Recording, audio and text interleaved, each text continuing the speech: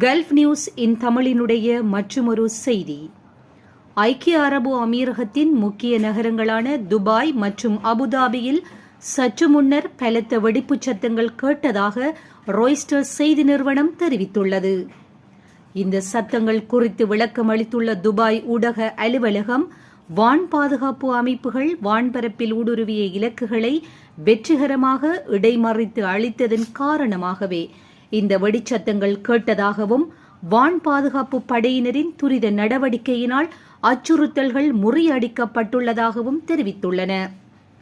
Iran மற்றும் அமெரிக்க இஸ்ரேலிய கூட்டுப்படைகளுக்கு இடையே போர் பதற்றம் அதிகரித்துள்ள சூழலில் ஐக்கிய அரபு அமீரகத்தின் வான்பரப்பில் இவ்வாறான சம்பவங்கள் பதிவாகியுள்ளமை குறிப்பிடத்தக்கது.